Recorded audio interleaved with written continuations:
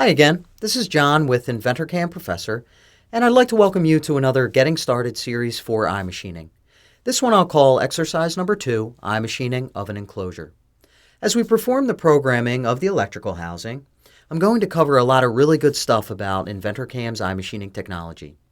Some of the most common topics in this series that you'll want to know about will include the following. We'll first add new machine and material files to the iMachining database. I'll do a quick recap of what I covered in the previous exercise for anyone who's just joining in. I'll also cover the iMachining Technology Wizard and the interface in greater detail. We'll then take a look at using the iRest technology type prior to finishing with iFinish. And I also want to talk specifically about the tool definition and how certain parameters affect iMachining and the Technology Wizard. So we have quite a bit to cover, so let's go ahead and get started. Now, go ahead and launch Autodesk Inventor if it's not already opened. After you have it ready to go, you'll have to then open the part that's provided with this series of videos. The part file for this series is called IVIM Enclosure, and it can be opened directly from our interactive guide. Unless you're otherwise viewing these videos from the InventorCAM website, you have to download the part file and save it to your computer. I would suggest saving it in a preferred location. Once it's downloaded and saved, go to the Get Started tab of the Autodesk Inventor ribbon and click Open. From the Open dialog box, browse to the file location and open it. If you're not using the interactive guide, this is how you'll want to open the provided part file. Once the model is on the screen, we can now bring it into InventorCAM for programming. Now, in the previous exercise, we customized our CAM settings for all these iMachining Getting Started videos. And we also chose the default CNC controller that we'll be using to post G-code. We will verify those selections when we start the CAM project and define the CAM part. Now, before we start a new milling CAM project, let's add new machine and material files to the iMachining database. There are actually 3 different ways you can do this, which I'll point out as we go. Now, let's say you just bought a new machine and you just received the first material shipment from your supplier that you'll be using to make these enclosures. Well, the next thing you should do is add the machine and material to the iMachining database. One way to do that is by going to the InventorCAM 2015 tab of the Autodesk Inventor ribbon. In the Options panel, click the drop-down and choose iMachining Database. After InventorCAM starts, the iDatabase dialog box appears and enables us to add new and edit existing database files. In the first tab, labeled Machine DB, you'll see that a few machines appear in the list. These machine files are included with the installation of InventorCAM. Now it's time to add our machine to the list. We can do that by using the buttons at the bottom left. These buttons give you the ability to manage machine definitions in the list. Now I'll just quickly go over them. The New button enables you to add new machine files. The Delete button enables you to delete existing machine files from the list. Save As enables you to save the defined machine files under specified names and specified locations. And finally, Revert enables you to return any edited parameters back to their default or last saved values. To start our new machine definition, let's first click New. When prompted, we have to enter a name for our new machine file.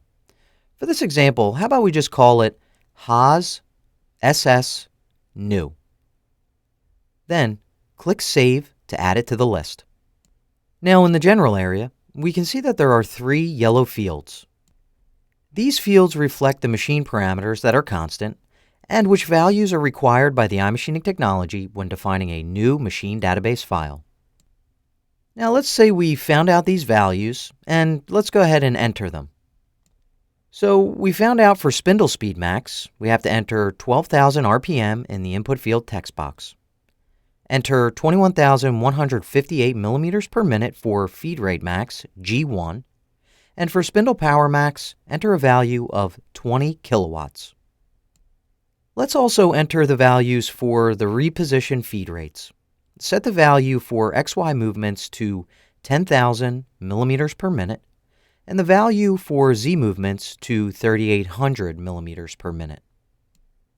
Now, one other thing we should do is set the machine default level. In this case, the machining level is the default level assigned to the machine, which reflects the basic machine rigidity and its state of maintenance. The assigned default level is not to be influenced by the speed, power, or acceleration capabilities of the machine. It should only reflect the machine's tendency to develop vibrations. So, for example, an older, ill-maintained, non-rigid machine should be assigned a very low default level, probably between 2 and 4. A brand new, rigidly constructed machine could be assigned a very high default level, between 6 and 8. Since our machine is new in this case, let's set the machining level to 6. Now, when choosing this machine for the CAM project, the assigned machining level will be the default level for all iMachining operations. Of course, you can always change this level on a per operation basis if you feel that the cutting conditions are too aggressive for your liking. Lastly, I want to talk to you about the ACP percentage parameter. The iMachining Technology Wizard calculates and displays the ACP value, which reflects the number of axial contact points the defined tool has with the vertical wall it is cutting. The reaction of this cutting force is transmitted to the tool and from there to the machine.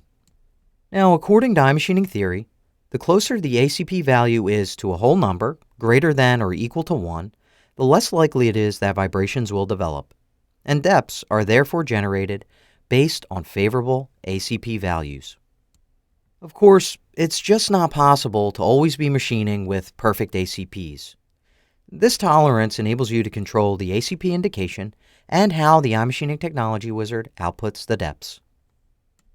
If the tolerance was set to 0, the wizard would output an increased number of steps with a shallower step down. With a higher tolerance, on the other hand, the wizard will output a reduced number of steps with a deeper step down. For new machines, the tolerance is set to 20%. With this setting, the ACP indication will show that the situation for stability is good if you get a value of, say, 1.1, 1.2, 1.8, or 1.9, for example. Okay, now let's move on to adding a new material file to the iMachining database. First, switch to the Material DB tab. You'll see that there are over 70 materials supplied with the system. However, none of the materials in the list match the material that we just received from our supplier. So to start a new material definition, let's click the New button. For the purpose of this exercise, we've identified the material as aluminum 6061 T6. So that's what we'll enter in the material file name field.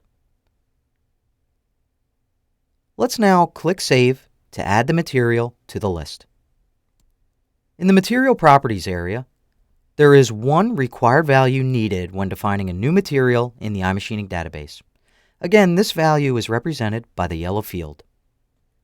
For newly added materials, iMachining uses Ultimate Tensile Strength, or UTS, as the physical property that determines the force per unit area required to cut the material, measured in megapascal or pounds per square inch.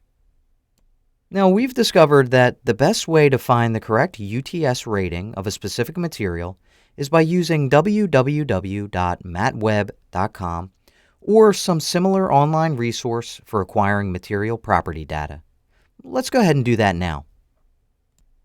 Go ahead and launch your internet browser, and in the address bar, type in www.matweb.com. Then, click the Searchable Database of Material Properties link. In the search field, enter aluminum 6061 T6. Click the second entry in the list. Now, in the Mechanical Properties area, we can see that there are numerous UTS ratings based on heat treatment at different temperatures. The iMachining Technology Wizard is totally dependent on the correct UTS value to produce cutting conditions that are optimal. Therefore, it's very important to know the exact specification of your stock material. If there are many entries to choose from, and you're just not sure, or it's just not possible for you to find out the exact specification, you can always start with the highest UTS value. This is absolutely safe. Later, you can decide, based on the sound of cutting and the rate of tool wear, whether or not it's safe to change to one of the lower UTS values. Now, the higher value may result in gentler cutting than is initially possible, but iMachining gives you the ability to make adjustments on the fly using the machining level slider, which we'll get into later. For this example, I just happen to know that we received a typical supply of 6061 T6. Now, with that in mind, we should take the first entry of ultimate tensile strength, that is 310 megapascal. Now we can navigate back to Autodesk Inventor and enter 310 megapascal in the required field. And that just about does it. At this point, we can click Save and Exit to confirm our definitions and close the iDatabase dialog box. I'll end part 1 there, where we just added our first machine and material files to the iMachining database. Now in the next video, we'll have our model on the screen ready to go into InventorCAM for programming. We'll define the CAM part, as well as the machine and material data when we add our first iMachining operation.